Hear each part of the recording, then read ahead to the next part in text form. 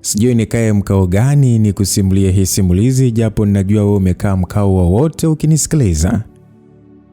Nafikiria nikae aina ipi ili nikusimulie kwa usahihi bila kukwama wala kupunguza ladha. Ila hii kitu imenionyesha kuwa kweli watoto 2000 wameshindikana. Yaani hawataki masiala na mioyo yao kabisa. Yaani ukimwaga ugali anamwaga mboga na anazima jiko. Na ukijifanya chizi wao wanakuonyesha kuwa wao ni machizi Pro Max. Kiufupi hiki kizazi cha 2000 jamani, hakina muda wa kupoteza kucheka. Yaani hakicheki na kima yoyote wala akifanyeje. Yaani wao ni shwa twende mbele, shwa next. Acha nimlete mrembo wetu ambaye amependezwa kuleta kisa chake kwa Lumba Simulizi ili tupate kujifunza kupitia mapito yake. Sasa kwa tetesi na akili za watoto 2000 tutapata cha kujifunza kweli jamani? Au ndo tutaishia kusonya tu? Okay, tuanze na story yetu kutoka kwa mtayarishaji Rita Story. Huyu binti mrembo bwana anasema kwa majina naitwa Warda Abdalla. Leo bwana nimekuja kushare story yangu, story ambayo inakwenda kugusa sehemu nyingi sana za maisha ya vijana, hasa kwenye engo ya mahusiano. Kabla sijaanza story yangu, naomba niulize, hivi kuna shetani gani aliyemkali kumpita mwanamke aliyeumizwa na kuamua kulipiza kisasi? Kama yupo niambiwe tu. Maana mwanamke anapoamua kulipa kisasi baada ya kufanyiwa ukatili ama usaliti, huo ni moto wa kotea mbali. Au je, kuna mtu anayeweza kusimamisha kisasi hicho? Niseme tu hakuna. Ila siku zote mwanamke anapoamua kulipa kisasi, basi jua shetani mwenyewe huwa anakaga pembeni na anawahi kipindi na anakuwa pembeni na notebook na peni. Anaanza kujifunza kutoka kwake. Basi bwana, story yangu mimi inaanzia siku ya Alhamisi. Siku hii nilikuwa njiani nikisafiri kutoka Bukoba kuelekea Dar es Salaam. Ilikuwa ndio mara yangu ya kwanza kutoka nje ya mkoa wangu. Na nakumbuka kwa miaka mingi nilikuwa natamani sana kufika katika jiji la Dar. Lakini leo hii nalielekea jiji nikiwa na moyo uliojawa na huzuni kuu. Na hii ni kwa sababu naenda kinyume cha matakwa yangu. Yes, haikuwa mpango wangu kufika katika jiji hilo nikiwa hivi nilivyo. Mara zote niliota na kutamani kuingia katika jiji hili kama mwanafunzi mpya wa chuo kikuu cha Dar es Salaam. Lakini ule msemo wa mbuzi wa maskini hazai umenivaa na kuleta maana kwenye maisha yangu. Ndoto yangu imekufa huku njia zangu zikijaa miiba na kiza kinene kiasi cha kufanya nisione mbele. Msikilizaji, kumbuka naitwa Lucas Lumbase, ndo ninayekusimulia simulizi. Basi Warda niliyetamani kuwa msomi mkubwa na mfano wa kuigwa kwenye jamii yangu, leo naenda kuishi kwenye nyumba ya mtu nikiwa kama kijakazi. Sio sawa. Aso maisha niliyotamani kuishi kama kijakazi, eti housemaid. Sio sawa kabisa. Mtanisamea mnaonisikiliza ambao ni housemaid. Lakini ndio hivyo, tuungane tu pamoja wote housemaid. Lakini sasa mimi nitafanya nini wakati dunia imeamua kunibadilisha? Yaani imenibadilishia hatima. Yes, mimi sina chaguo lingine zaidi ya kukubali hili. Huenda Mungu ana makusudi yake.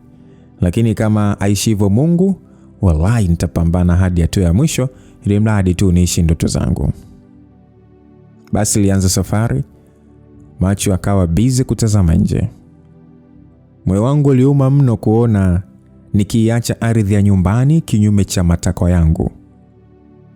Jamani, sijalazimishwa na mtu kwenda kufanya kazi za ndani, ila ugumu wa maisha ya familia yangu umenilazimu kufanya hivi. Na maamuzi haya nimeyatoa rohoni kabisa. Japo nimeyatoa roho ikiwa inauma mno, huku nikiamini kuwa nitakwenda kubadili maisha ya familia yangu japo kwa asilimia chache. Basi safari iliendelea. Njia nzima nilikuwa kimya na mimi sikuongea wala kushuka sehemu ambazo tuliambiwa tupate chakula ama tuchimbe dawa. Kwanza hata sikuwa na hela yote mkononi. Na sio kwamba mwenyeji wangu alinitumia nauli bila pesa ya kutumia njiani, no. Alituma, ila sikuona faida ya mimi kula njiani. Ile hela niliona kama ina umuhimu wake baadaye. Sababu niliona ni kama haina faida mimi kula njiani ili hali nyumbani hawana hata senti. So nilikubali kusafiri kutoka Bukoba to Dar pasipo kula kitu ili wao wale. Hata hivyo kushinda au kulala bila kula si kitu kigeni kwangu. Yaani ni jambo dogo sana kwangu. Basi masaa yalienda. Usiku kaingia, nikaja kuingia Dar kesho yake asubuhi. Maana kipindi hicho magari yalikuwa hayajaanza safari za usiku. Hivyo asubuhi tulifika, nikamfuata konda na kuomba mtafute mwenyeji wangu. Maana waliongea kabla ya safari na kukubaliana kuwa tukifika awape taarifa. Hakuwa na neno, akapiga na kuwajulisha, na kweli baada ya muda aliyekuwa mwenyeji wangu akafika. Macho yangu yalitua kwenye mapaja meupe yaliyokuwa wazi. Na kushangaa kwa nini amevaa nguo fupi iliyomwacha wazi kiasi kile. Kwa uchangamfu alinisalimia mwenyewe, nikaitikia na kumpa shikamoo, akagoma kuipokea. Madai bado ni mdogo. Na ni kweli kwa muonekano alikuwa binti. Alikuwa ni binti ndio, lakini hakuwa na udogo wa kushindwa kupokea salamu yangu. Labda tuseme watu wa Dar basi wapendi shikamoo. Maana hata zamani nilikuwa nasikia kwamba watu wa Dar hawapendi kusalimiwa shikamoo, hawapendi. Basi bwana, baada ya salamu aliniambia nibebe nguo zangu ambazo zilikuwa kwenye shangazi kaja. Tena ile shangazi kaja lenyewe limechoka. Nikabeba tukongozana hadi kwenye gari. Kufika akafungua mlango upande wa dereva, akaingia na kukaa. Nilibaki nimesimama, maana mimi sikujua hata huo mlango unafunguliwaje. Naye kuniona nimesimama, alishusha kiona kuniuliza kwamba vipi, mbona umesimama kama sanamu, ingia tuondoke. Basi kwa unyenyekevu wa hali ya juu nikamwambia kwamba samahani, sijui kufungua mlango. Akashangaa na kusema kwamba makubwa, hujui kufungua mlango? Yaani ulivyo mkubwa hivyo? Ushamba mzigo kweli. Aliongea kashuka na kuja kunifungulia. Sasa baada ya kufungua mlango nikataka niweke shangazi kaja langu. Ila kabla sijafanya hivyo alinizuia na kusema kwamba weka huko nyuma, usije kunichafulia gari langu. Mimi nijibu sawa tu. Na kusogea akafungua buti, nikaweka shangazi kaja lile na kupanda nyuma kama alivyo nitaka. Kisha safari ya kuelekea kunako makazi yao ikaanza. Basi safari ilichukua muda wa saa moja. Tukawa tayari nje ya jengo ambalo kwa wakati huo niliona ni kama kasiri la Kiarabu. Honi ilipigwa, haikuchukua muda geti likafunguliwa.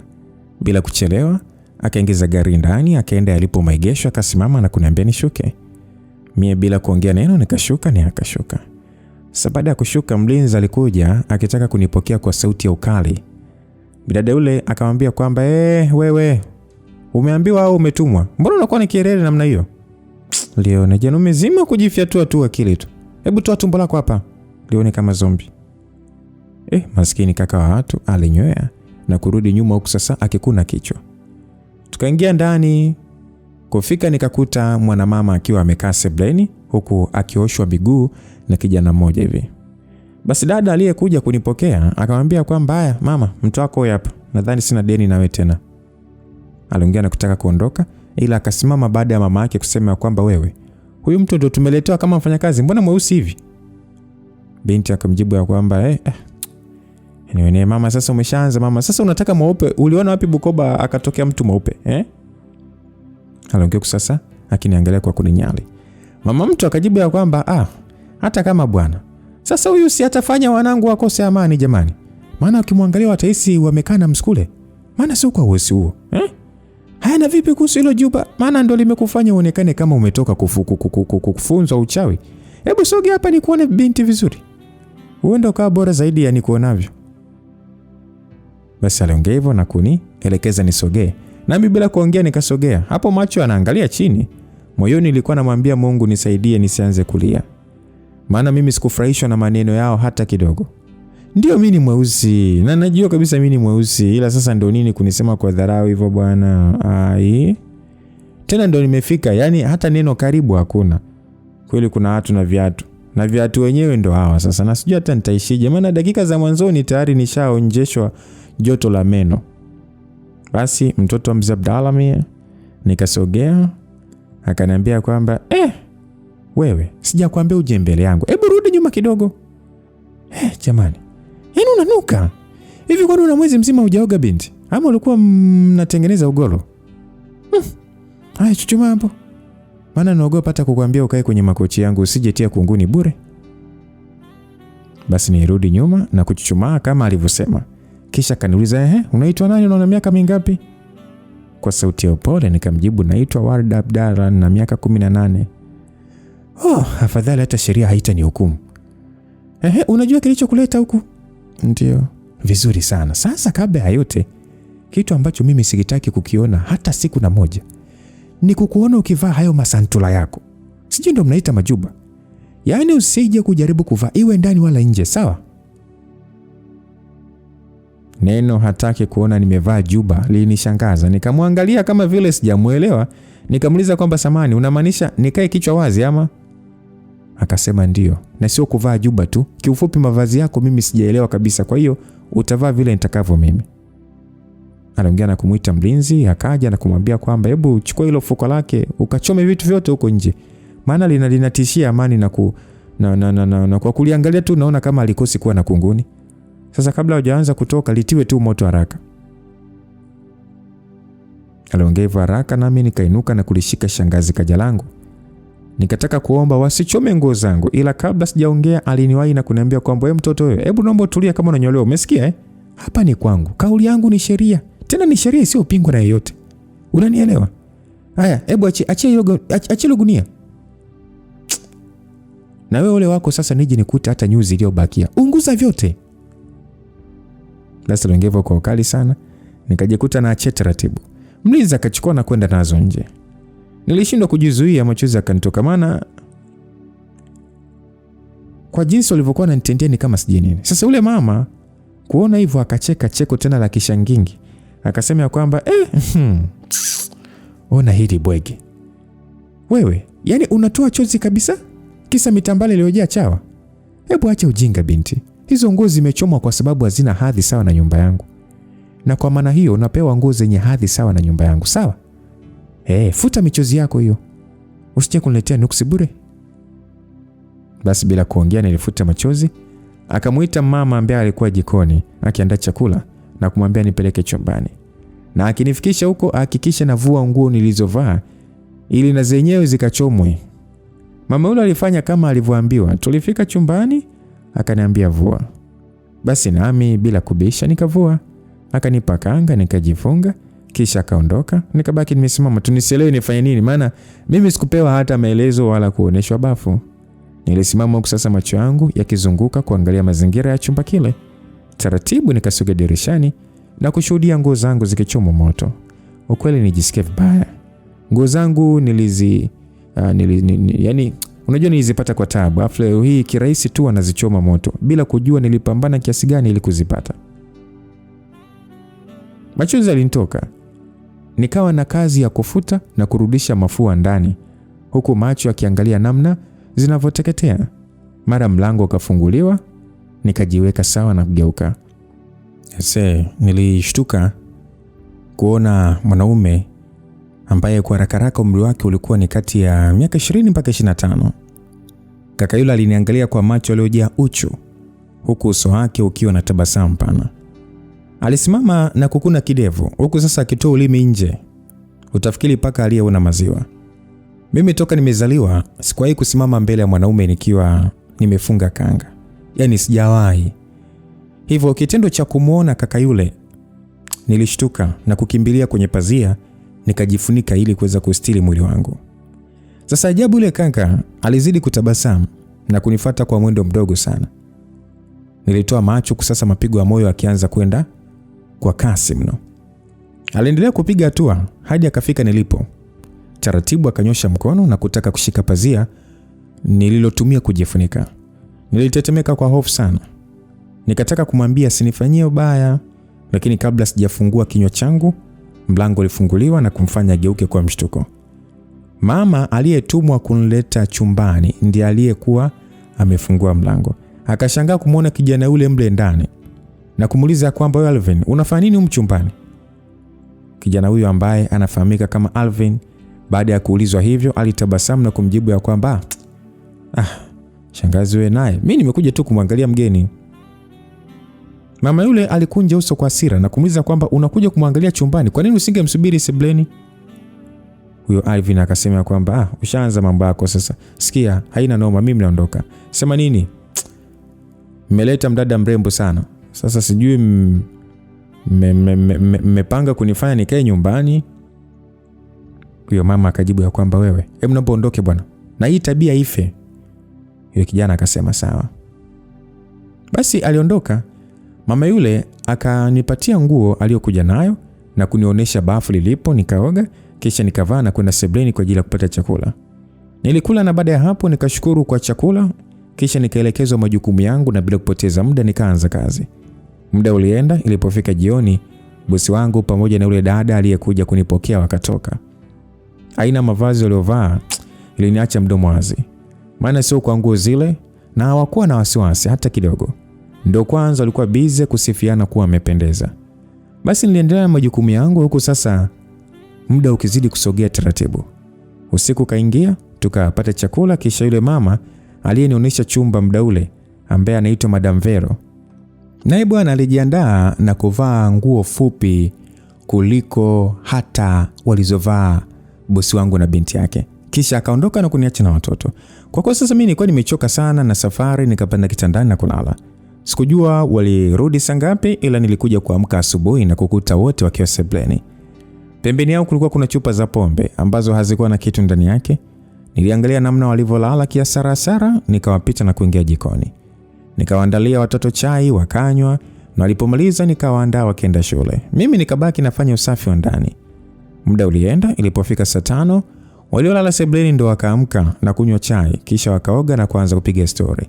Story walizokuwa akipiga zilinifanya nikabaki na waangalia tu, huku kichwa kikijaa maswali mengi juu yao. Kwanza zilikuwa ni story za aibu kuongea mbele za watu, lakini wao walikuwa ni wanaongea bila hata aibu. Niliendelea kufanya kazi zangu huku sasa masikio yote akiwa kwao kusikia yale wanayoongea. Muda ulienda, nikapika chakula cha mchana na kuweka mezani. Kwa kuwa nilishaambiwa siruhusiwi kula au kukaa meza moja na wao, nilijikokota hadi jikoni. Nikapakua chakula changu na kukaa chini nikaanza kula. Mara nikaitwa na bosi haraka, nikainuka na kwenda. Kufika akaniambia nimletee glasi ya maji. Nami bila kuchelewa nikageuka ili niende nikachukua hiyo glasi aliyohitaji. Ajabu akanisimamisha kwa mshangao sana, akasema kwamba Davero, hili ndio lile gauni ambalo halikukutosha ama? Sasa Aunti Vero kuulizwa hivyo, aliinua uso na kuniangalia kisha akajibu ya kwamba ndio, kulikoni, kwani kuna shida? Basi aliongea akasema kwamba hakuna, ila nashangaa tu limemkaa vizuri. Alafu kumbe Mungu alikuumba vizuri kabisa. Cheki huo mlima nyuma. Aliongea sasa akinisogeza na kunigeuza nyuma. Sasa Aunti Vero pamoja na Shu, huyu Shu ni binti wa bosi, walijiangalia kwa pamoja wakacheka. Kisha Shu akasema kwamba ni kweli Shu ndo analo, ila kuna faida gani sasa ya kuwa na kitu ambacho hajui matumizi yake? Sana sana anaonekana kubeba uchafu tu. Alivyosema hivyo bosi akajibu ya kwamba hapa hatuongelee matumizi ila uumbaji bwana. Basi Aunti Vero akasema kwamba ni kweli bwana, bidada amebarikiwa haswa, na huyu siku akijua kuoga walai Shu utakuwa nyuma yake mita 100. Basi Shu kuambiwa hivyo alisonya na kusema kwamba huyu mshamba ndo anizidi mimi. Wewe kweli una macho, hebu niangalie vizuri, mtoto ni mwambo nikaumbika. Tena nimeumbwa siku ya mapumziko, sina doa wala kipengele chochote, yani kila mahali niko fresh. Basi Aunti Vero akacheka tu na kusema kwamba wapi, yani pamoja na kwamba una rangi moja mwili mzima bado haikupi max ya kumpita Warda, wewe muangalie vizuri.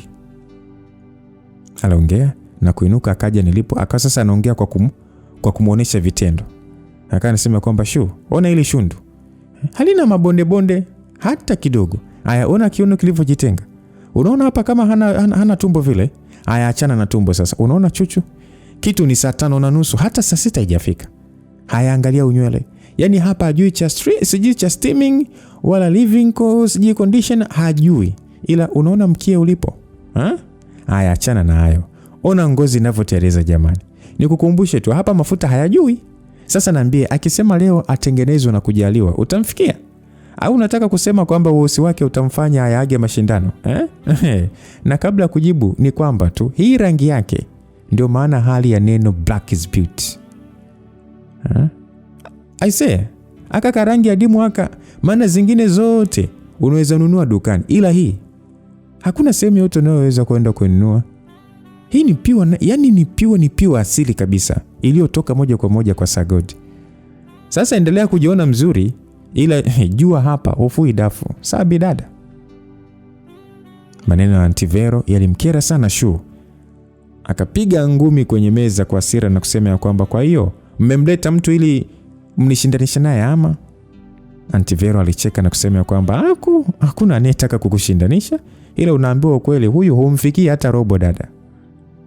Basi kwa hasira Shu alisonya na kusema ya kwamba huna lolote, unampaisha tu kwa sababu anatoka kwenu, ila hana cha kunishinda, mshamba tu huyo.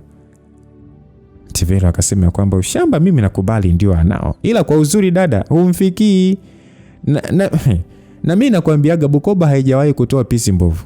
Yaani siku zote utakuta binti ana kitu special, kama sio sura basi shundu, na kama sio shundu basi rangi ama guu. Sasa huyu Mungu aliweka umakini wake wote, yaani bila pressure akatoa kitu hicho. Napenda mambo kama haya bwana. Shu alichukia zaidi na kutaka kususa chakula. Mamake akamtuliza na kumwambia kwamba we naye mbona bado umesimama kama jinga? Hebu kalete nilichokutuma huko bwana. Bila kuongea nilienda jikoni nikachukua glasi na kumpelekea, kisha nikarudi kukaa jikoni nikala chakula changu pale hadi nikamaliza. Na kwa kuwa walikuwa bado wanakula, nikaamua kuosha vyombo nilivyotumia huku sasa nikisubiri wamalize. Uzuri haikuchukua muda akamaliza. Nikatoka na kwenda kutoa vyombo. Kufika na kuta bosi pamoja na Aunti Vero wameshaondoka. Akawa amebaki Shu peke yake. Sikuwa na neno, nikasogea na kutaka kukusanya sahani. Mara akanishika mkono kunizuia. Niliangalia mkono wake na kumwangalia usoni, alikuwa na hasira sana kiasi cha macho yake kuwa mekundu. Kichwani nikajiuliza, kuna kosa nimefanya au? Mbona kanishika na ananiangalia kwa hasira hivyo? Sasa kabla sijapata hata jibu, nikashangaa anauvuta mkono wangu na kuweka kwenye sahani ya miba. Bila kupepesa macho yake, aliukandamiza mkono wangu kwenye miba ile ambayo ilikaa kama ameiweka ili afanye hivyo. Nilikunja sura yangu kwa maumivu. Nikataka kuutoa, ila akaweka mkono wake mwingine juu na kukandamiza kwa nguvu na kufanya sasa nichomwe zaidi. Kwa maumivu makali niliita mama. Mdau sasa akaingia Alvin na kuliona tukio lile. Aise alikimbia haraka na kumsukumia mbali Shu. Akaanguka chini kwa kishindo. Bila hata kuniangalia usoni akauchomoa mwiba ule kwa nguvu, na kusema kweli nilihisi maumivu makali sana. Basi nilitaka kupiga kelele, ila akaniwahi na kuniwekea mkono mdomoni. Bila kutegemea aliniangalia usoni kwa uso huzuni sana. Taratibu akatoa mkono wake mdomoni kwangu na kunivutia kifuani kwake. Kwa sauti ya upole akaniambia kwamba nisamee mimi. Basi sikusubiri amaliza alichotaka kusema. Nikajitoa kwake na kurudi jikoni mbio. Hazikupita sekunde 5 nikasikia anamfokea Shu. Na Shu naye alimwambia kwamba Alvin, hii sio mara ya kwanza ninakwambia uwe unafanya na ukusu. Wewe unajua kanifanya nini yule? Basi kwa msisitizo Alvin akasema kwamba sitaki kujua amekufanya nini, ila wewe mwanzo na mwisho kumnyanyasa mtoto wa watu bwana. Wewe kama akakosea si umueleze tu yanaisha, sio kuanza kumizana. Alafu nazijua pigo zako vizuri sana. Hiyo roho chafu uliyoibeba, iko siku nitaichoma. Sasa endelea. Shu akasema eti utanifanya nini? Thubutu. Thubutu yako uone. Na kama ni demu wako muonye mapema asipite kwenye njia zangu, maana nitampasua na hataamini. Alvin akasema wewe kabla ya kumpasua make sure unanipasua mimi kwanza. Kenge wewe. Hebu toa fito zako hapa. Shu aliondoka huku akimsindikiza kakake na Sonyo. Alvin alimwangalia Shu akiondoka hadi akapotea machoni mwake. Taratibu akageuka na kukusanya vyombo vizuri, kisha akaja navyo jikoni. Muda huo mimi nilikuwa kwenye pembe nikilia. Nilivyomuona tu nikafuta machozi haraka na kujifanya nachukua fagio. Alvin aliniangalia kwa huzuni na kuweka vyombo kwenye sink. Taratibu akaanza kupiga hatua kunisogelea. Hasa mimi nikataka kumkwepa, akaniwahi na kunishika mkono. Kwa sauti iliyojaa utulivu akaniambia kwamba pole, ni changamoto tu, ila kuwa makini na kama itatokea shida tafadhali usiiname na kulia tu bali jitetee, sawa? Basi nitikisa kichwa kuashiria ndio na kutoa mkono wangu kwake. Nikasogea lilipo sinki la vyombo na kuanza kuosha, huku sasa nikikwepa macho yangu kumtazama. Alisimama akiniangalia kwa muda bila kuongea kitu. Nikaona akasogea jikoni na kufunua sufuria zilizokuwa na chakula, akapakua na kusogeza kigoda, akakaa na kuanza kula. Wote tulikaa kimya, sauti za vyombo na kijiko ndo zikawa zinasikika. Akala chakula chake na alivyomaliza akainuka na kuweka sahani palipo na vyombo vichafu. Akashukuru na kupiga hatua kadhaa kutoka jikoni, ila akasimama ghafla na kusema kwamba samahani kwa kuingia chumbani kwako bila kubisha hodi. Nisamehe sana. Alivyosema hivyo, nilinua uso wangu, nikamwangalia na akaniangalia. Na bila kuongeza neno akaondoka. Nikabaki nimesimama huko macho yakimwangalia anavyoishia. Na taratibu nikarudisha umakini kwenye kuosha vyombo. Basi muda ulisogea, nikamaliza kazi zangu mdogo tu, nikaingia chumbani na kufika na nijitupa kitandani kama mzigo. Nilala chali, macho yangu yakiangalia dali. Taratibu nikazama katika dimbwi la mawazo, huku kumbukumbu zangu zikinirudisha miaka 3 nyuma, ambapo nilikuwa kidato cha pili. Nilikumbuka namna nilivyokuwa bize kukesha kujisomea kwa bidii mno, huku ndoto zangu ni kuhakikisha nafanya vizuri kwenye masomo yangu, ambapo niliamini nitakapofanya vizuri katika masomo yangu kutaniwezesha kuikomboa familia yangu kutoka katika janga la umaskini kwa asilimia kubwa sana. Na Mungu hakuniacha, kwani juhudi zangu zilionekana nikawa ni mtu wa kuongoza kwa kila mtihani, kitu ambacho kilikuwa kinanifurahisha sana na kufanya nione naenda kuishi maisha ya ndoto yangu. Lakini ghafla Mungu aliyegeuza maisha yangu na kuniweka kwenye nafasi ngumu mno. Nafasi ambayo ilininyang'anya ndoto zangu na kunifanya niishi ni kama vile ni kwa kuugua nafsi kila itwapo leo. Unajua nini kilitokea? Baba yangu ambaye ndiye alikuwa akipambana kuhakikisha kwamba watoto wake tunakula, tunavaa na mahitaji mengine yote muhimu, ghafla tu alianza kuumwa ugonjwa wa ajabu sana.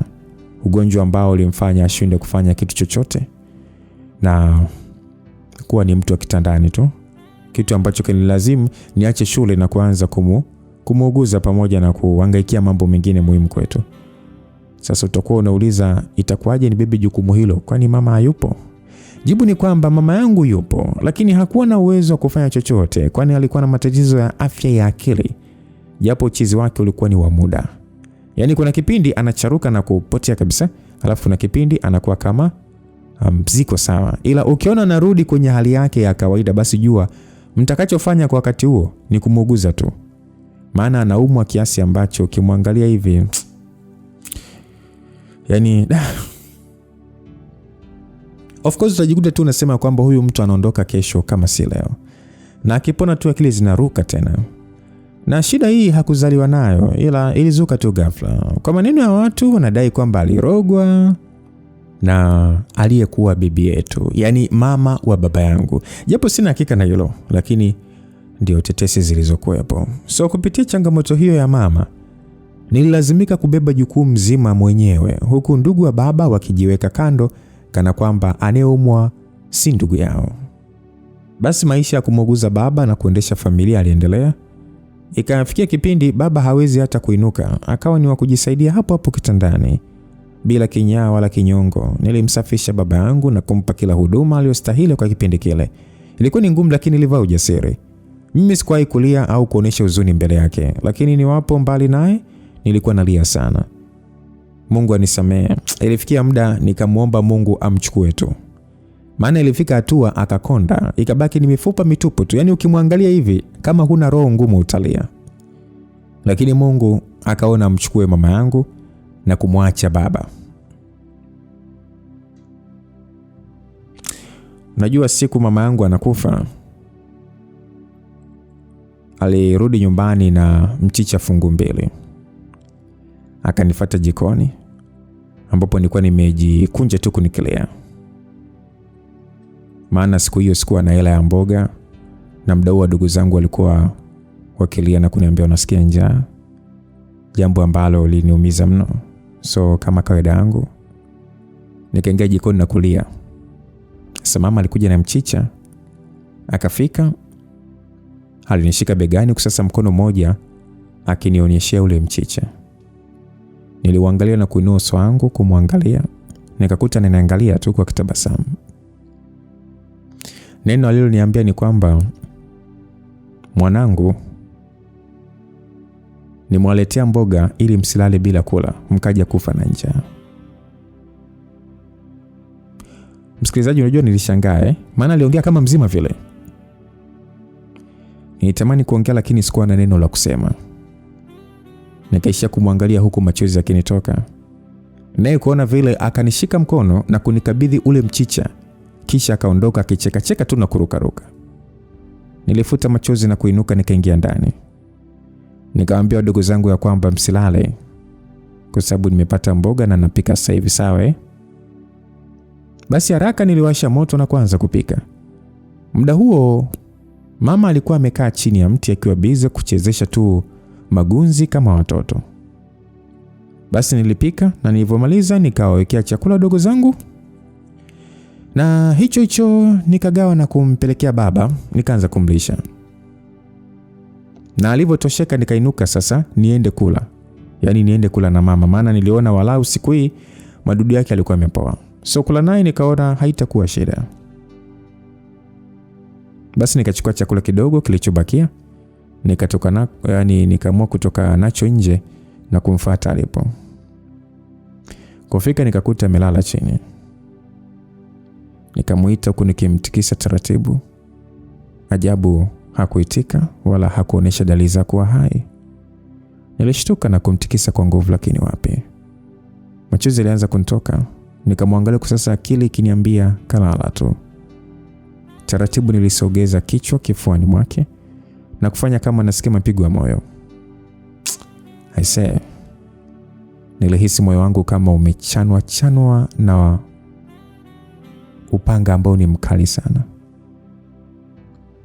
Mama yangu alikuwa tayari kashafariki,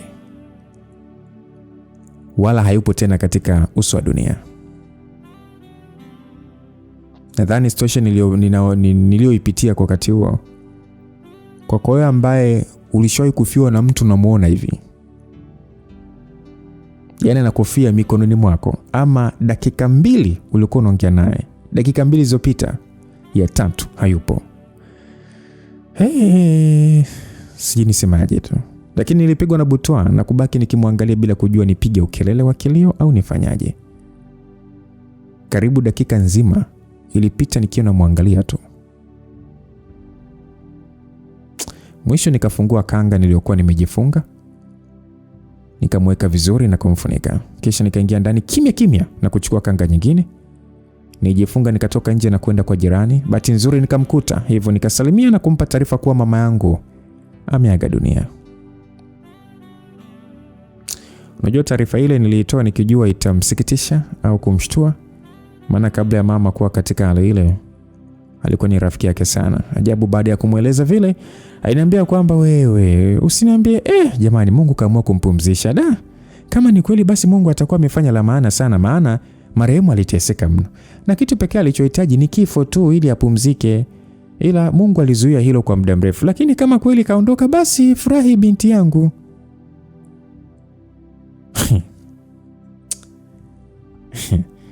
Najua nacheka nini? Hii ni maajabu. Yaani nilimwangalia yule mama kwa mshangao sana. Kichwani nikajiuliza maswali mengi sana, lakini sikuthubutu kuongea wala kuuliza kitu katika yale yote aliyosema.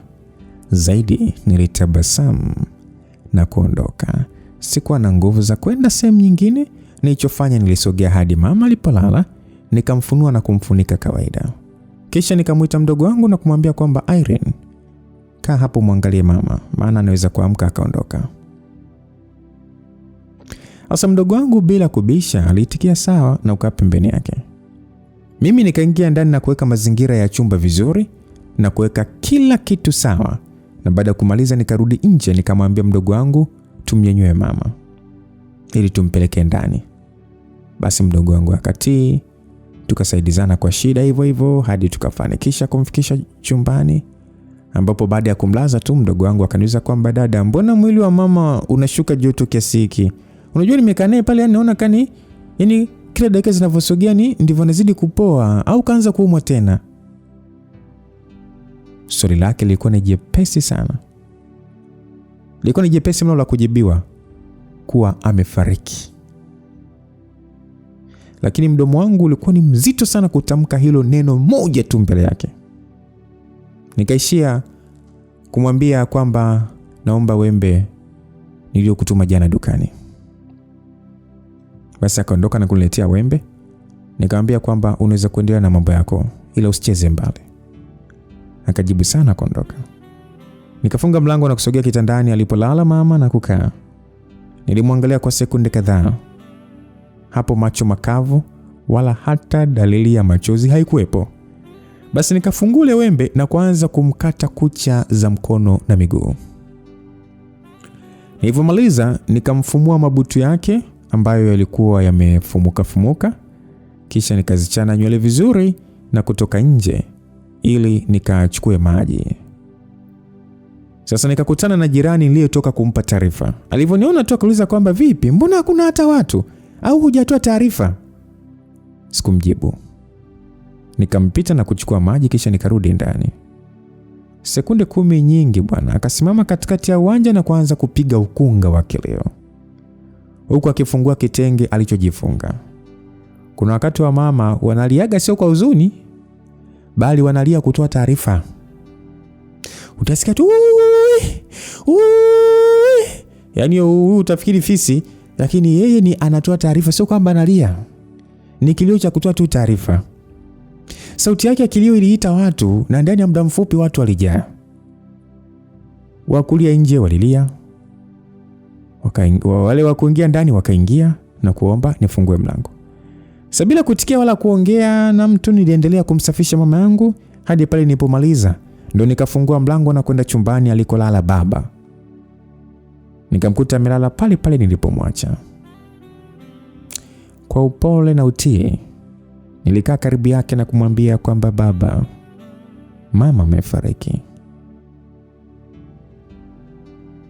Maneno yale yalikuwa ni mazito kwake. Akaniuliza kwamba una uhakika na unachokisema mwanangu? Maana hali ya mama yako unaijua, anaweza akawa tu ameanza kuumwa kama ilivyo kawaida yake. Nilichukua mkono wake na kumwambia baba ya kwamba na uhakika, na hivi ninavyoongea na wewe tayari nimeshamuosha. Huyu anayezungumza, nempa taarifa ni mke wake. Yaani nampa taarifa ya mke wake. Maskini babangu alishindwa kujizuia. Alijikuta akilia kwa uchungu sana. Nilimbembeleza na muda huo wakaingia wadogo zangu, nao wakilia kwa uchungu mno. Niliwatuliza lakini hakuna aliyekubali kutulia. Majirani wakaja na kuwatoa wadogo zangu wote. Wengine wakabaki na baba, mimi nikaanza kusaidizana na watu kuanza kupanga baadhi ya vitu. Niseme tu mwanzo wa msiba hadi mwisho wa msiba sikuumwa roho wala kulia hata kwa sekunde moja. Yaani ni kama niliingiliwa na roho ya ajabu sana. Akili yangu muda wote ilikuwa ni kuhakikisha nasimama, yani nasimama ni kama sijui nisemeje. Kwanza nilikuwa nahakikisha kwamba nasimamia kila kitu kiende sawa na mwisho wa siku tukamaliza msiba salama. Kwa hiyo nilikuwa nahakikisha kwamba nasimama kama mtu ambaye ni jasiri kwenye hii familia. Sasa baada ya msiba kuisha na watu wote kurudi makwao, kwangu msiba sasa ndo ukaanza.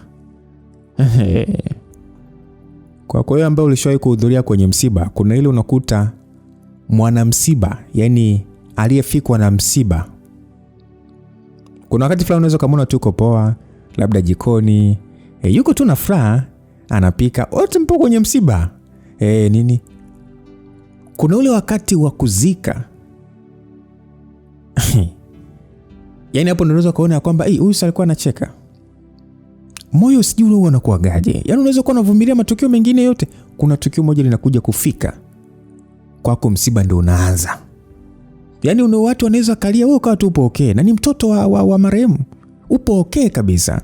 Ila kuna hatua fulani itafika, aidha muda wa marehemu kuwekwa ardhini, ama muda ambao marehemu labda sija anafanyaje, lakini ndio hivyo. Mtu hapo msiba ndio unaanza sasa kwake. Ila nyakati zingine alikuwa okay. Maana kwangu mimi, unajua hivyo kwangu msiba ulivyoanza, yani moyo ni kama ulijaa uchungu hali ya juu sana. Nikani mtu wa kwenda vichakani na kulilia huko. Niliona kulia mbele ya baba na wadogo zangu kutawafanya wajisikie vibaya. Hivyo njia pekee niliyoona ni kulia nikiwa mbali nao. Siku zikaenda bwana hivyo pita wiki 2 baada ya kifo cha mama, baba naye akaondoka. Huenda aliondoka kwa sababu ya stress, kwa sababu ya mawazo. Hii ni jitahidi siku ya kwanza, ila siku ya mazishi siku hata na nguvu ya kusimama. Yaani nililia kuliko kawaida, lakini pamoja na yote maisha mengine ilibidi tuendelee. Iliniuma. Kwa msiba uliisha, majukumu yangu yakaendelea kama kawaida. Mwezi wa kwanza ukapita, wa pili tukahamia kijiji cha pili ambako ndiko alikuwa akiishi bibi yetu. Na sababu kubwa ya sisi kuhamia huko ni kwa sababu bibi alinipatia mashamba ya kulima, na kwa kuwa upande wao mazao yalikuwa yanatoka kuliko haya mashamba ya baba, ikabidi twende. Maana tegemezi kuu lilobakia kwetu ni kilimo. Hivyo tukahamia huko na shughuli za mashamba zikaanza kama kawaida. Miaka 3 ikakata, wadogo zangu wote wawili wakapata ujauzito. Alafu mbaya zaidi wanaume waliowapa ujauzito wakaingia mtini. Kwa mimi nikabaki na jukumu la kuwalea wao na matumbo yao hadi pale nilipopata nafasi ya kuja huko kufanya kazi. Hivyo huko kijijini wamebaki na bibi ambaye kwa sasa kawa kipofu. Basi baada ya kukumbuka mambo yote hayo, nilifuta machozi tu na kujifunika shuka kisha nikalala. So usiku kapita, kesho yake nikaamka mapema na kuanza majukumu yangu kama kawaida. Na ilivyofika muda wa kuandaa vitafunwa, nikaacha nilichokuwa nafanya, nikaingia jikoni na kuanza kuandaa. Mara akaja Alvin, na ile kufika tu alinifumba macho kwa nyuma. Nishtuka na kutoa mikono yake haraka. Nikataka kuongea, kaniwahi na kusema kwamba samahani, ni mchezo tu, maana naona kama vile ni kama umechukia, ila naomba tu nikuombe kitu kama utujali. Alvin alivyoongivu, mimi sikutaka kuongea kitu, nikageuka na kuendelea kufanya kazi zangu. Akaniomba tena akasema kwamba Warda, tafadhali naomba uwe rafiki yangu. Nilistisha nilichokuwa nafanya, nikamuuliza kwamba unahisi hicho ndicho kilichonileta hapa ama?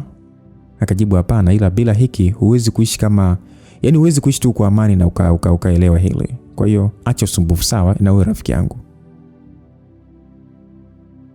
Nilimwangalia kutabasamu kisha nikamwambia kwamba nisikilize, sawa?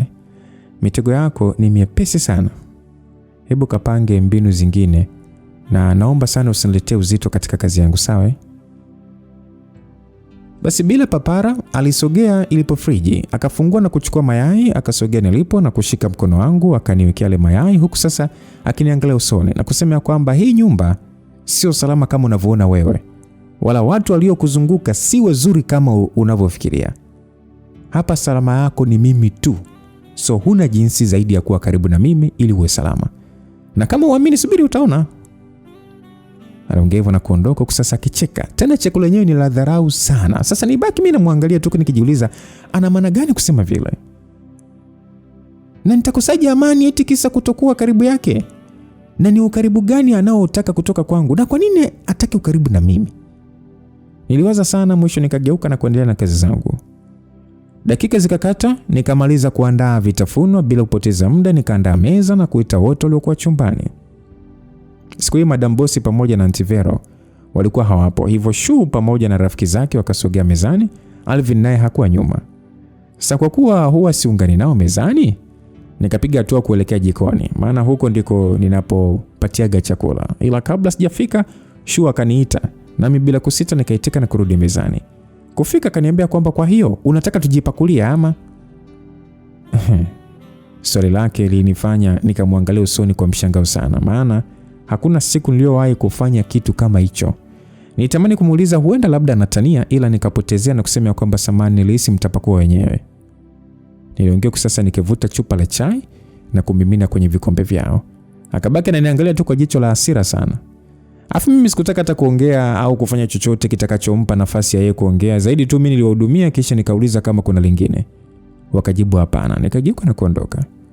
Kufika jikoni, nikamimina chai na kukaa chini nikaanza kunywa taratibu. Sekunde zilisogea nikawa natazama chai na vitafunwa tu. Nikajikuta nikizama kuwafikiria ndugu zangu.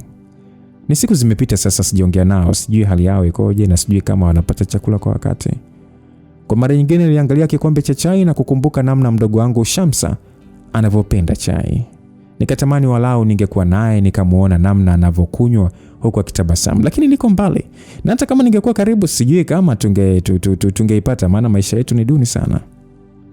Niliendelea kunywa chai huku sasa nikiwafikiria zaidi ndugu zangu. Hadi pale nilipomaliza, nikainuka na kufuta machozi, kisha nikaenda kutoa vyombo. Bila kuongea neno, nilianza kukusanya sahani kwa pamoja. Kisha nikabeba ili sasa nipeleke jikoni.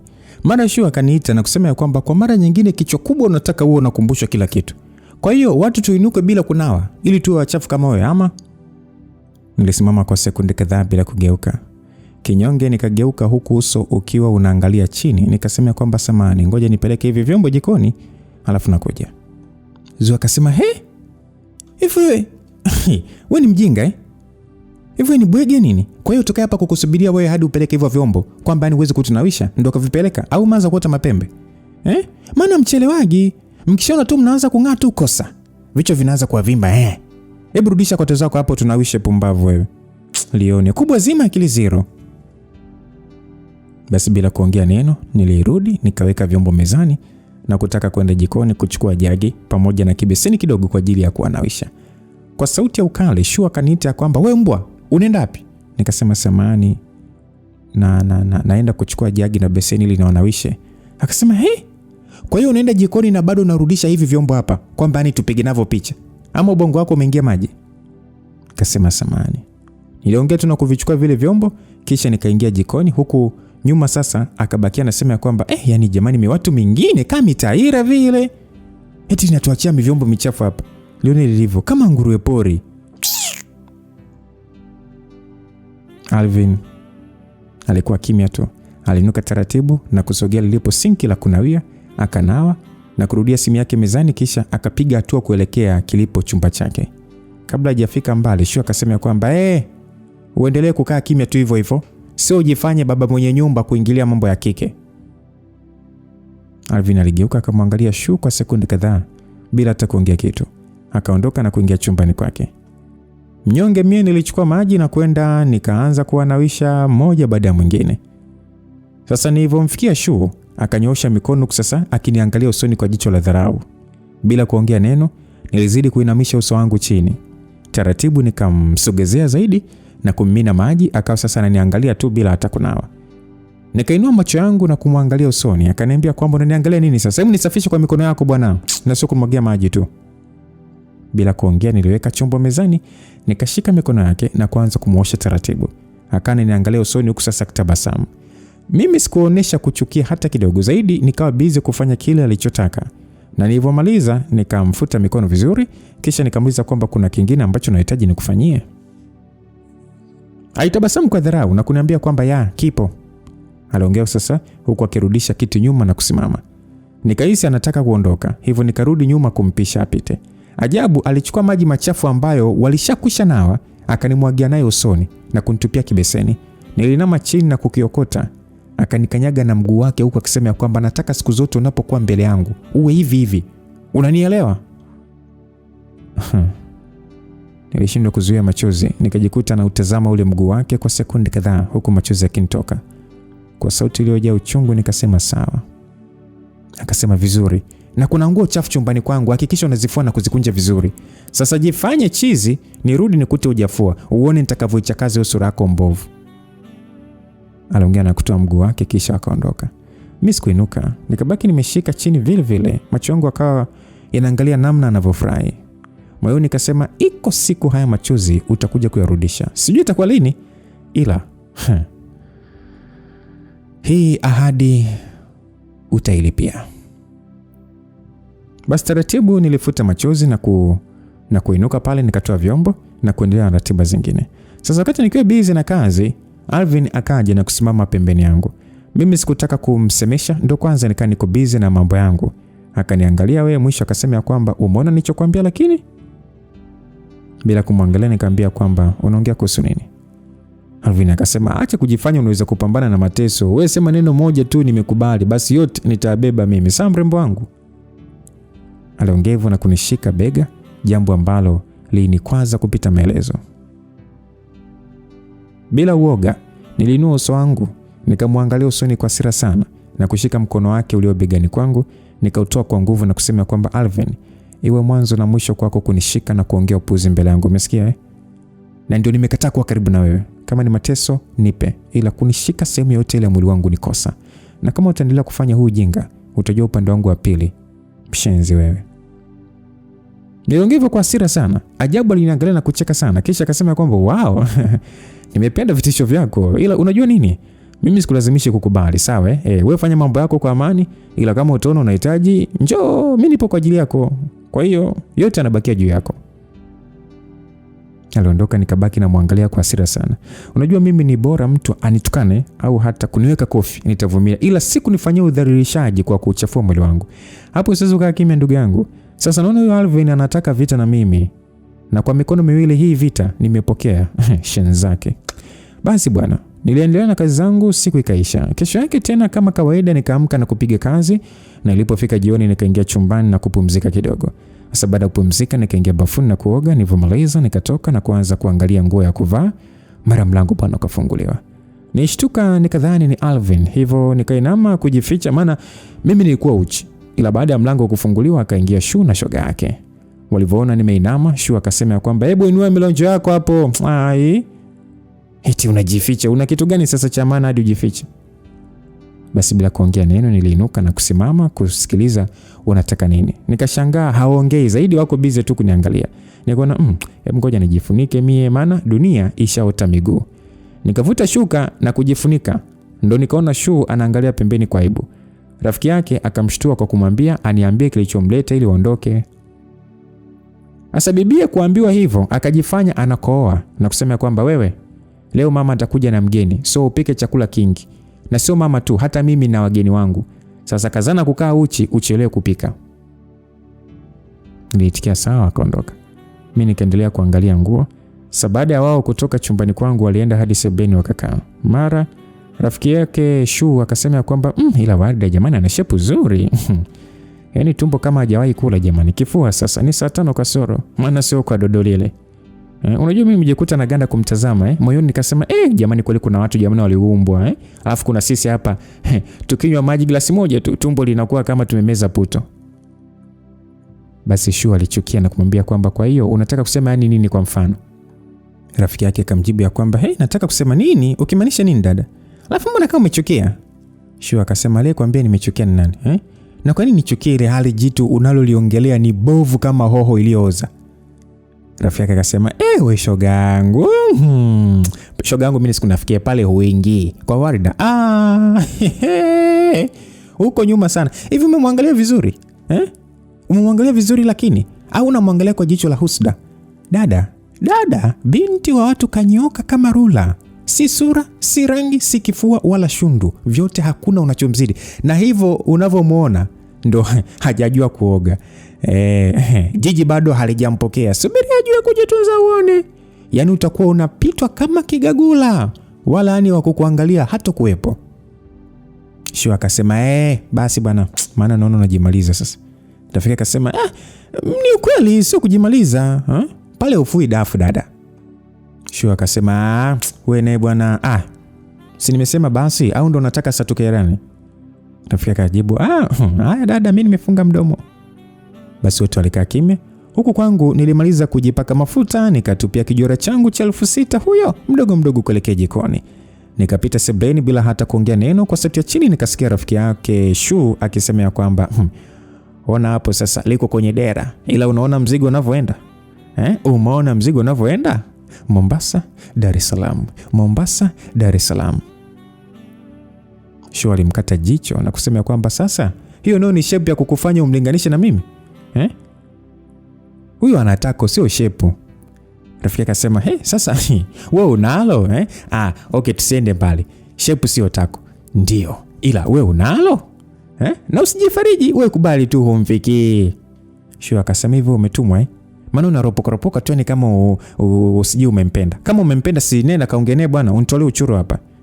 Rafiki yake alicheka tu akasema haya nimekaa kimya. Shu hakutaka kuendelea kukaa, akainuka na kuchukua pochi yake kisha huyo akaondoka. Sasa rafiki mtu naye akainuka na kumfuata. Wakatoka nje na kusimamisha bajaji wakaanza safari yao. Karibu njia nzima walikuwa kimya, mwisho Shu akavunja ukimya na kumwambia rafiki yake kwamba hivi, rafiki yako bado ana mawasiliano na yule dada anayeuza dawa za kuongeza shepu? Basi rafiki mtu kusikia hivyo Alimwangalia Shu na kumuuliza kwamba ndio bado wanaongea, kwani unamtaka?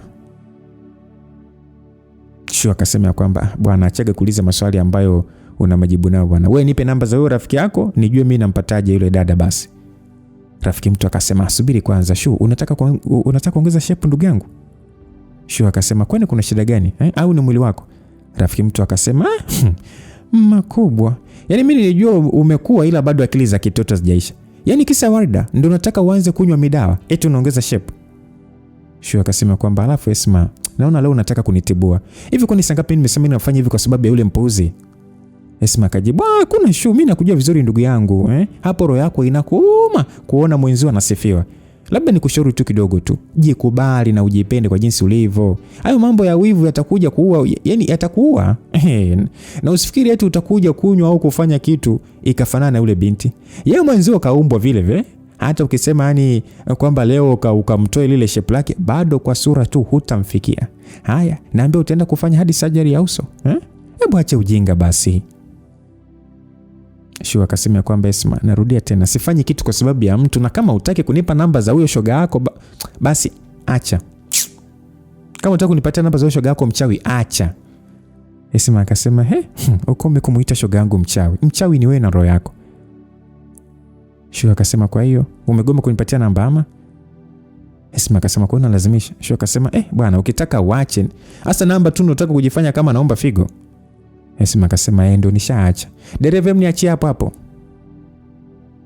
Shu akauliza sasa unaenda wapi? Basi Esma akamjibu achana na mimi. Dereva alisimamisha bajaji, Esma akashuka na kuondoka. Huku nyuma bibi Shu akabaki anaita tu Esma, Esma. Hakuitika wala ugeuka. Kwa hasira Shu akamwambia dereva bajaji ageuze. Dereva hakuwa na neno, akageuza. Kufika nyumbani akamlipa hela yake na kushuka huko akiwa amerefusha mdomo kama chuchunge. Kwa mwendo haraka haraka aliingia ndani ya geti na kubamiza mlango kwa nguvu. Kisha akazunguka upande wa garden na kwenda kukaa. Kwa mbali akaniona nikiwa bize kuanua nguo. Aliniangalia kwa macho yaliyojaa hasira kali sana. Haraka akainuka na kutaka kunifuata, mara honi ya gari kasikika nje. Akaishia kusonya tu na kwenda lilipo geti. Akafika na kusimama pembeni. Basi mlinzi akafungua geti, gari likaingia na kwenda kunako maegesho. Bibi akalifuata. Kufika tu mama mtu akashuka. Wakakumbatiana na kusalimiana pale kwa furaha. Maana mama mtu alikuwa hayupo nyumbani kama siku mbili hivi. Basi mimi baada ya kusikia honi niliingiza nguo nilizoanua ndani chap kisha nikatoka kwenda kupokea mizigo. Nafika tu nakuta mama na mtoto ndo wanamaliza kusalimiana. Nikaona mlango wa gari unafunguliwa. Akashuka mwanaume ambaye kwa haraka haraka alikuwa kati ya miaka 30 hadi 35. Shu alivyomuona mwanaume yule alikimbia kwa furaha na kwenda kumkumbatia. Ajabu yule mwanaume hakupokea kumbato la Shu, akawa bize kuniangalia tu. Jambo ambalo niliona limemkwaza mama mtu. Shu naye kuona hajapokelewa, aligeuza uso wake na kuniangalia kwa hasira sana. Mtoto wa watu, nikainamisha kichwa chini. Mama mtu kuona nimesimama tu, akaniongelesha kwa hasira akasema kwamba wewe mpuzi. Mbona umesimama kama sanamu? Hebu toa vitu kwenye gari haraka. Basi nilitikia sawa na kufungua buti, nikaanza kushusha mzigo wao ambao sidhani kama hata mimi unanihusu. Wenyewe waliingia ndani. Basi nikapeleka vitu vyote ndani kisha nikaenda sebuleni sasa niulize wanahitaji kinywaji gani. Ajabu nikashangaa kuona Shu anawaletea kinywaji. Mimi sikutaka kusimama, nikapita na kuingia jikoni. Dakika 2 akaja na kuniuliza kwamba ulikuwa na ratiba kupika nini leo? Nikajibu wali na samaki. Akasema hapana, achana na samaki, tutapika wali kuku alafu tutengeneze na juisi ya matunda.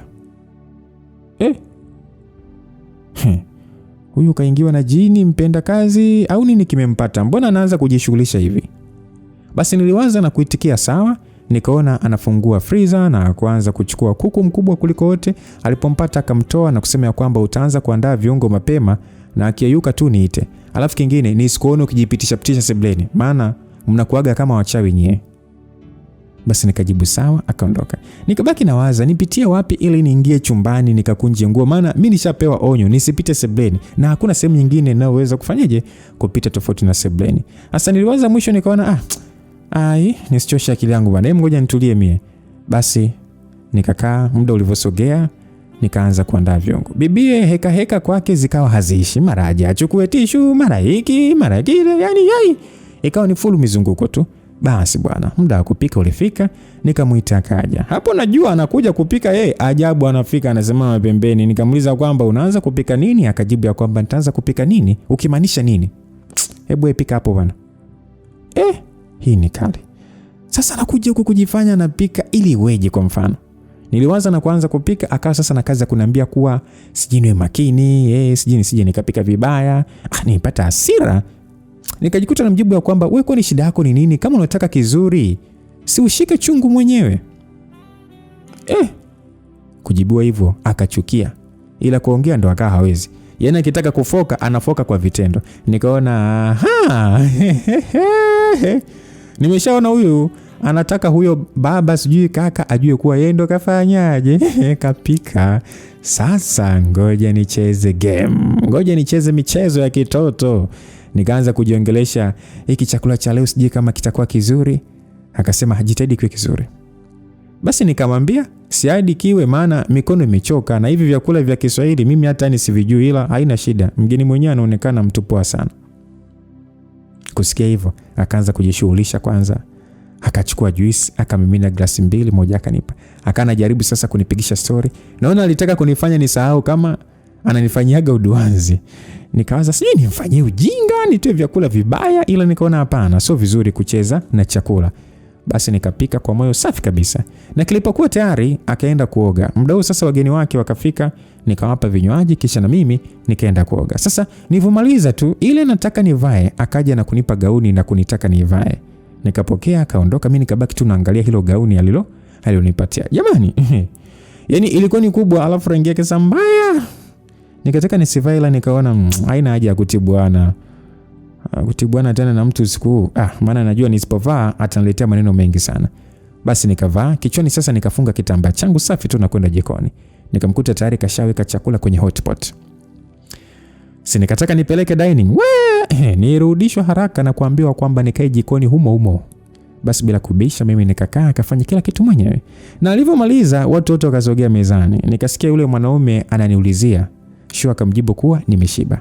Basi wakapakua chakula na kuanza kula.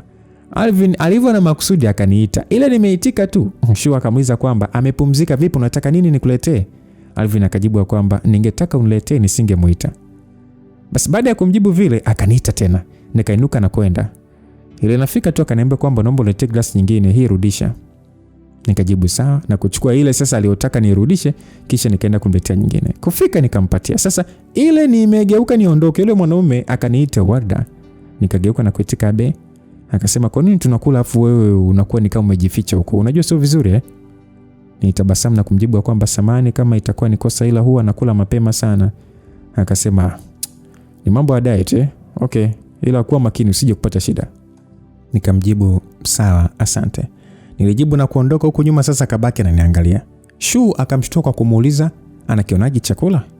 Basi waliendelea kula na baada ya kumaliza nikaenda kutoa vyombo. Shu akanizuia kuwa atatoa mwenyewe.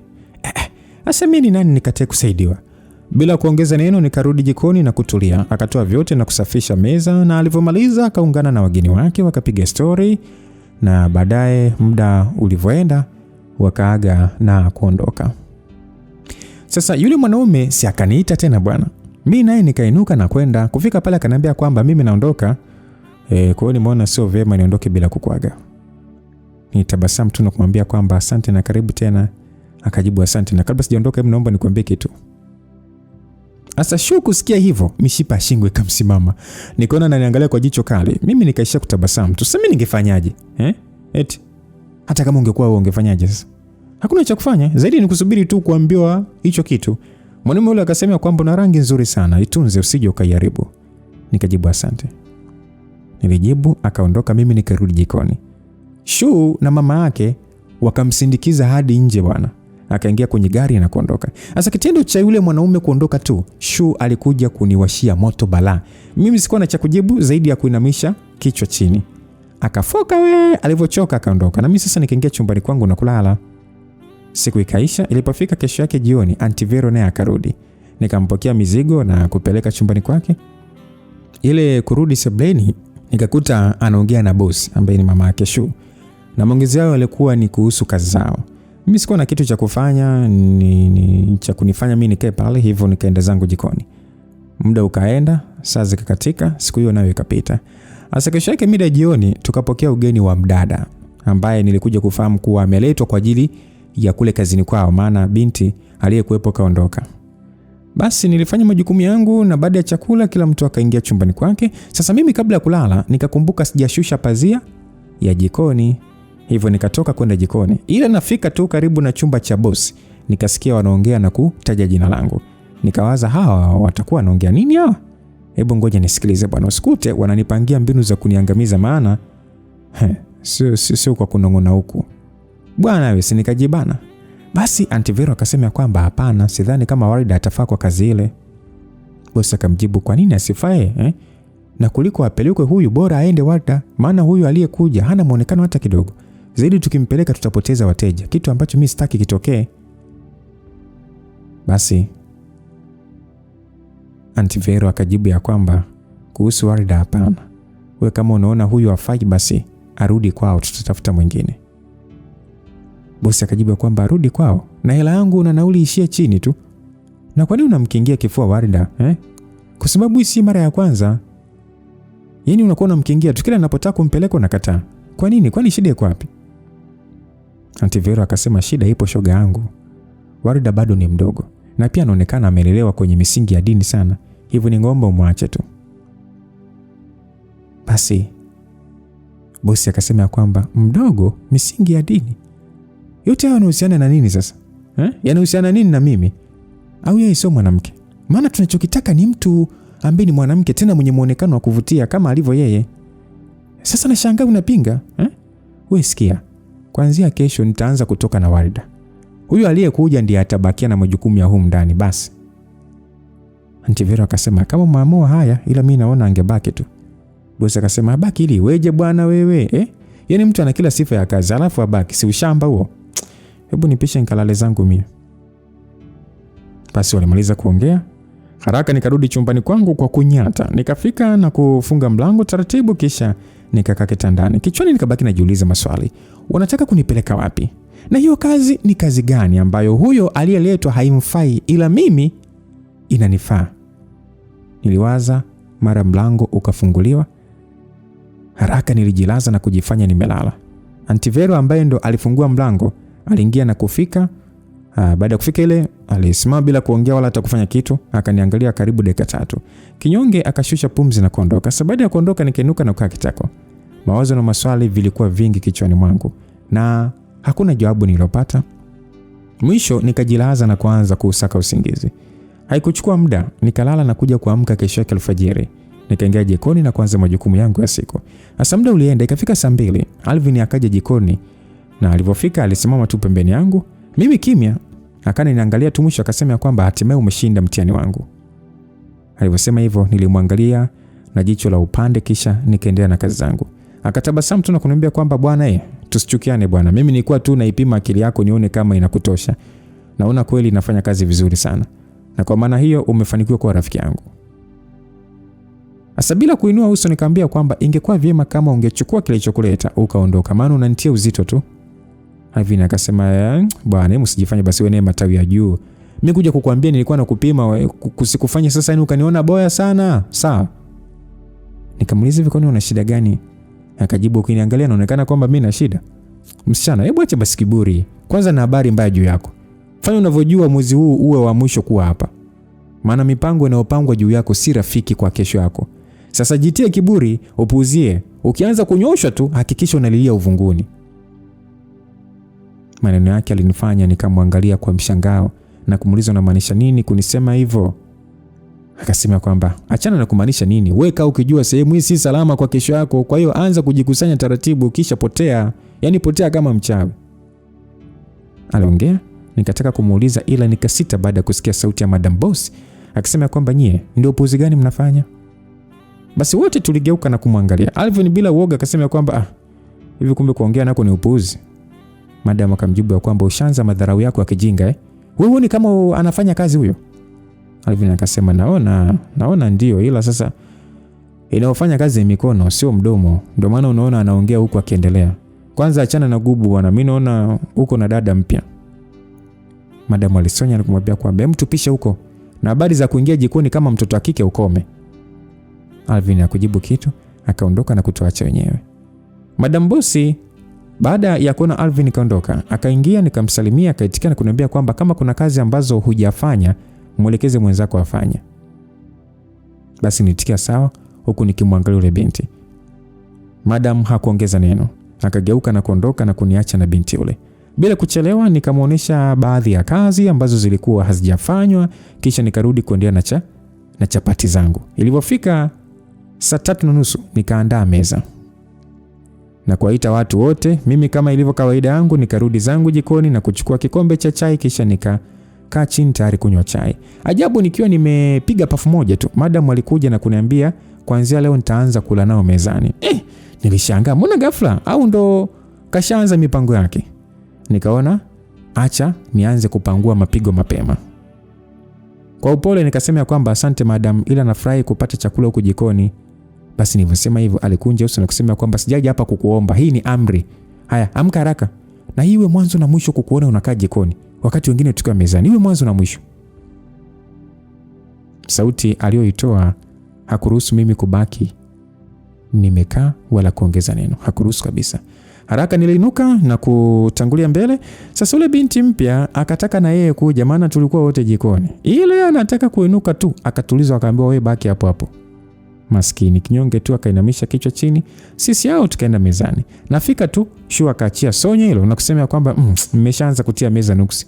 Sasa kulikuwa kuna haja gani ya kuileta hii simbilisi mezani? Alvin kwa siri akamjibu kwamba alafu wewe choko wewe. Nishakuonya kudharau watu. Uache hiyo tabia yako, umesikia? Eti simbilisi. Hivi umejiangalia vizuri wewe? Ndio ni sura mbaya kama mtu wa roho za watu. Shua alitaka kujibu ila akakatishwa na madam na kuwataka wakae kimya. Basi mimi nikavuta kiti na kukaa bila kuinua uso wala kupepesa macho yangu pembeni, nikaanza kunywa chai. Kimya kilitawala hadi tukamaliza kunywa chai. Shua akawa sasa yani alikuwa ni wa kwanza kutaka kuinuka. Mara mama yake akamwambia kwamba wewe Shua, utampeleka Warida saluni, uhakikisha anaoshwa nywele na kusukwa vizuri. Akimaliza kusukwa utampeleka kwa yule kaka wa kucha. Nimeshampa maelezo yote. Maneno ya madam yalimfanya Shua akasimama kama amepigwa shot, na kwa sauti iliyojaa mshangao akamuuliza kwamba umesemaje? Madam bosi akasema kwani siku hizo una matatizo ya masikio ama? Shua akasema kusikia nimesikia ila sijaelewa, yani hii takataka ndo nataka niipeleke saluni ili iweje na kwa nini? Madam bosi akajibu ya kwamba Shua, nadhani unanijua vizuri Sasa endelea kujitoa ufahamu na ninatoka. Nikirudi nimkute yuko hivi, uone moto wake. Shua alichukia na kuondoka kwa hasira. Sasa madam naye akataka kuinuka. Alvin akamwahi kwa kumuuliza kwamba kwani mama, mnataka kumpeleka wapi Warida? Madam bila kujibu aliinuka na kupiga hatua mbili. Alvin akamuita akasema kwamba mama. Kwa hasira madam alisimama na kumgeukia Alvin na kumuuliza kwamba kwani Alvin una shida gani? Alvin akasema kwamba shida yangu mimi nataka kujua kuna nini, mbona ghafla tu yani unataka kumjali mtoto wa watu? Basi madam akasema kwamba kumbe unajua kuwa namjali. Sasa kujali nako ni tatizo. Na kwanza mambo yangu hayakuhusu. Kwa hiyo funga mdomo wako bwana na uishie kutazama tu. Basi Alvin alitabasamu akainuka na kusema kwamba natumaini hauna mpango wa kumpeleka kwenye uchafu wenu. Madam bosi akasema uchafu wetu? Okay, tuseme ndio nataka kumpeleka. Kwa hiyo utafanya nini sasa? Au inakuhusu nini wewe? Alvin akasema nilijua tu uweze kukaa na amani kuona mtoto wa mwanamke mwenzio akiishi maisha mazuri. Sikia mama, kwa heshima yako tu, ninaomba msimuingize mtoto wa watu kwenye maisha yenu ya kipuzi. Shua umemharibu, inatosha. Ila huyu muache kama alivyo. Madam bosi akasema unasemaje? Alvin akasema umenisikia, Warida hataenda kokote. Nilishindwa kuelewa niitikie ndio au nikae kimya. Maana mimi sikuelewa wanazozana kuhusu nini. Naona akili yangu bado ilikuwa gizani. Basi madam baada ya Alvin kusema hivyo, alicheka tu na kusema kwamba naona umeonesha ni kiasi gani unanidharau. Labda nikukumbushe kitu kidogo tu Alvin. Mimi ni mama yako na hapa ni nyumbani kwangu. Kwa hiyo maamuzi au kitu chochote ninachotaka ni lazima kifanyike. Lazima kifanyike kama ninavyotaka. Unanielewa? Usilete upumbavu wako hapa. Alvin akasema huna haja ya kunikumbusha, ila katika ile mimi nahofia kusema kwamba niko mbali na wewe. Yaani iko mbali na wewe kabisa. Warda hataenda kokote. Na kama umeona hafai kufanya kazi za humu ndani, mrudishe kwao. Madam Boss akasema, Alvin, narudia tena Alfred. Alvin akamkatisha akasema, ndio wewe ni mama yangu. Ila umama wako kwangu hauna maana yoyote kiasi cha kunifanya nikae kimya huku ukitaka kuharibu maisha ya mtoto wa watu. Na nikuulize, wewe ni mwanamke uleza kwa uchungu au ulitutoa tu kwa kupiga chafya? Kwa sababu kila ninapokuangalia mimi naingia katika tafakari yenye maswali yasiyo na majibu. Mama, kwa umri wako unapaswa kumtumikia muumba wako na kuwa mfano bora kwetu. Ila hamna zaidi. Yaani wewe uko busy tu kuwapeleka watoto watu kuzimu. Au mwenzetu una chembe za ushetani, labda ndo maana ushtuki. Madam Boss alifoka akaita, Alvin. Alvin akasema haendi kokote. Basi Madam Boss alicheka kwa dharau akasema, Vero, unamwona huyu chizi? Unamwona huyu chizi? Mungu wangu, nitaua mtu mimi walai Alvin. Na kuita tena Alvin. Alvin akasema, tuliza koo lako usije kupasua mishipa ya shingo, maana yani mishipa imeshikilia laana hadi haina sehemu ya kupitisha damu. Maneno Alvin alimchafua Madam, akarusha mkono akitaka kumpiga kofi Alvin. Alvin akaudaka kwa hasira na kumwambia kwamba nakuheshimu kama mzazi, la sivyo ningeuvunja huo mkono kama kijiti cha kuzuia mimba. Na Warda, hebu inuka hapo. Basi nikiwa nimejawa na hofu, taratibu nikarudisha kiti nyuma ili sasa ninuke. Mara Madam akaniambia kwamba wewe, ole wako inuke hapo. Alvin akasema, Warda, nimesema inuka hapo. Hii sasa kali. Sasa hapa nimsikilize yupi ni muache. Kauli ya ole wako inuke na inuka zilikuwa ni nyingi sana. Hadi sasa nikahisi kuchanganyikiwa. Ikawa ni mwendo wa simama, kaa, simama. Kama mtoto azikechea. Mwisho Aunti Vero aliingilia kati kusema kwamba dada, Alvin yuko sahihi bwana, mwache mtoto watu. Kauli ya Aunti Vero ilimfanya Madam akachana na Alvin na kuhamia kwake. Kwa hasira akamuuliza kwamba Vero, unasemaje? Ina maana unamuunga mkono huyu mpuzi? Aunti Vero akasema kwamba sio kwamba namuunga mkono. Sikia shoga yangu, Warda bado ni mdogo mno, hastahili kukaa kwenye nafasi unaotaka kumweka. Madam Boss akasema eti mdogo. Ana udogo gani huyu? Na kwanza yeye kuwa mdogo au mkubwa vinanihusu nini mimi? Hebu acheni upumbavu wenu basi. Na sitaki kuingiliwa kwenye maamuzi yangu, tafadhali sana. Alvin alitaka kuongea. Aunti Vero akaambia kwamba Alvin, subiri kwanza. Mama Shu, hili swala halihitaji maamuzi. Ni wewe kutii. Huwezi kutaka kumharibu mtoto watu na tukukalie kimya tu. Fanya kama tulivyoongea usiku. Huyu aliyekuja amekuja akijua wazi anakuja kufanya nini. Kwa maana hiyo mpeleke yeye mwenyewe. Ila swala la kwamba sijeti ubadilishe maamuzi na umchukue Warda, hili mimi nakupinga bana. Huyo mtoto anahitaji kuwa na kesho iliyo bora. Madam Boss alicheka akasema, wallahi tena najionea maajabu. Na sasa nimepata picha kwa nini Alvin amekuwa na ujasiri wa kusimama na kunipinga. Kumbe tayari mmeshanyoshana sumu. Umeshamnyosha sumu mwanangu. Na sasa nisikie kwa makini. Huyu binti alikuja kwa hela yangu mwenyewe na siku zote amekaa kwenye nyumba yangu anakula na kulala kwangu. Unanielewa? Kwa hiyo atafanya kile ninachotaka mimi. Eti huwezi kuruhusu. Wewe ni nani hadi usiruhusu? Mwanao huyo au uko naye? Aunti Vero akajibu kwamba sina uko naye ndio. Lakini nikiwa kama mwanamke anayejua nini maana ya kuwa mwanamke, huyo hatoki hapa. Madam Boss akasema, eti rudia tena, wewe ni nani? Nyo, huna haya wewe. Eti mimi mwanamke. Wakiita wanawake na wewe utatoka? Cha kubimbi kama wewe? Hebu sinifanye nikakutolea maneno ya ajabu saizi mie. Mtu umekausha kizazi chako kwa magonjwa ya zinaa. Leba hujui nafananaje wala hujui utamu wa ndimu. Alafu unataka kunikazia mishipa ya makalio? Wewe cheusi wewe, kuanzia leo utaanza kwenda na mimi kazini. Hii sio ombi, ni lazima. Unanielewa? Alvin hakutaka kuendelea kusimama bure.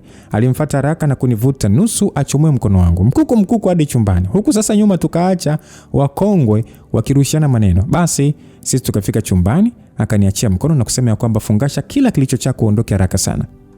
Basi nami kwa hofu nikamuuliza niende wapi? Akasema, aya, wewe mjinga nini? Yaani unaona tunavyopambana kutetea hilo tubwasha lako lisiende kuuzwa na kutumika ovyo, alafu bado unauliza maswali ya kibwegebwege tu. Oya, nitakufumua mikofi sasa hivi. Wewe ni usije umejaa ushamba aina gani? Hebu fungasha vigo vyako bwana chapchap usepe. Nimwangalie hivi kwa huruma sana. Nikamuuliza kwamba bado sijaelewa. Yaani sijaelewa nini hasa ambacho kinaendelea. Maana naona mnagombana tu na madam bila sababu ya msingi. Kama ni kuhusu kazi, mimi nipo tayari kufanya kazi yoyote wala haina shida. Alvin akasema, "Ai kudadeki. Wewe nitakufumu." Hakumaliza kuongea, akaingia Shuku akisema kwamba kwa nini unataka kumlazimisha wakati ameshasema anaweza? Mwaya Warda, kama unaona unaweza usimsikilize huyu ana wivu tu, ila ukweli hiyo kazi na pesa nzuri sana na najua una majukumu mengi ambayo yanahitaji hela so binti mwenzangu na Alvin hakumwacha malize, alimvuta mkuku akamsukuma na kumsindikiza na bete la makalio. Sasa kwa hasira akafunga mlango na kunirudia, akaniambia kwamba umesema uko tayari kufanya hiyo kazi, si ndio? Nikatikia ndio kwa kutikisa kichwa. Akasema wallahi ushamba mzigo kudadadeki. Hivi unajua unafahamu utakachokuwa unafanya au unaropoka tu? Nikasema Alvin, kazi ni kazi, nitafanya tu, haina namna. Alvin akasema kwa hiyo yani uko tayari kuuza thamani yako kama mtoto wa kike kisa hela? Okay, basi acha niwe mteja wako wa kwanza. Shingapi? Aliongea na kwanza kufungua mkanda wa suruali yake. Nilimwangalia kwa mshangao huku nikijiuliza nataka kufanya nini. Sijakaa sawa, nikashangaa anafungua zipu. Niruka kama kuku aliyekosokozwa kuchinjwa. Haraka akanidaka, nikamwambia kwamba Alvin, hapana, msinifanyie hivyo tafadhali. Akasema wewe nisifanye nini? Wewe umesema uko tayari kufanya kazi yote. Sio umesema uko tayari kufanya kazi ama? Sasa acha ni mteja wako wa kwanza, sawa? Haya, sogea hapo nikupe baraka zangu, sogea. Baada ya kusema hivyo ndio nikamuelewa alikuwa na maana gani. Nijikuta nikianza kulia kwa uchungu. Ina maana nilikuwa naenda kuuzwa kwa wanaume. Alvin alinituliza na kuniambia kwamba usilie, hizi ni changamoto tu za maisha na uzuri umeshavuka. Sasa kinachotakiwa ni kujiandaa kwa ajili ya hatua inayofuata. Nikamuuliza sasa mimi nitaenda wapi? Akasema sikia, wewe utaenda wapi kwani hauna kwenu? Binti, hebu acha basi kupoteza muda. Nilinamisha uso chini na kusema kwamba sina nauli. Akauliza huna nauli? Ukimaanisha nini sasa? Nikasema kweli mimi sina hela. Mshahara wangu wa mwezi uliopita nilituma nyumbani na mwezi huu bado hajanipa. Alvin akasema yani beki tatu wote akili zenu siji zinakomaga. Yani siji zinaishiaga wapi? Alafu unaonaga kama zinaishiaga tu hapo. Ina maana wewe yani ukipata hela kitu unachofikiria tu ni kutuma nyumbani. Kuweka akiba sasa ndio imeshatokea dharura. Haya niambie sasa unaondokaje hapa? Nilikaa kimya huku nikiangalia chini. Akaniambia mchukua nguo zako bwana tuondoke. Wewe unapata tu ile unatuma nyumbani, unatuma tu. Si wewe unaacha na nyingine akiba. Wewe dhani nyumbani hata leo ukituma milioni 50 kesho bado utahitaji hela zingine. Tuma kiasi ambacho unaona kinatosheleza kwa mazingira ya nyumbani, nyingine baki nao kwa ajili ya emergency. Wewe unamimina kikombe chote cha maji unabakia empty. Wewe vipi wewe? Mko tunaenda wapi? Acha maswali bwana. Wewe funga tuondoke haraka sana bwana. Maana mimi nikikupa hapa mgongo utaletewa njemba hapa zilizoshiba zikakufumua kisawa sawa. Kweli bwana kinyonge, nilikusanya nguo zangu zote. Nilipomaliza akanishika mkono tukatoka disebeni. Muda huo bado madam na Antivero anachambana. Asa bila kusimama Alvin aliongoza kuelekea mlango wa kutokea huku akiniambia kwamba angalia mbele, ukigeuka tu unakuwa jiwe la chumvi. Niseme nini sasa zaidi ya kusema ndio na kufuata masharti. Bila kugeuka nyuma wote tukatoka nje. Tukafunguliwa geti dogo hadi barabarani. Akasimama na kuniambia kwamba bado hutakiwi kugeuka. Na kulia ni mwiko. Nikajibu sawa. Basi bajaji ikaja, tukapanda, safari ya kuelekea nisipopajua ikaanza.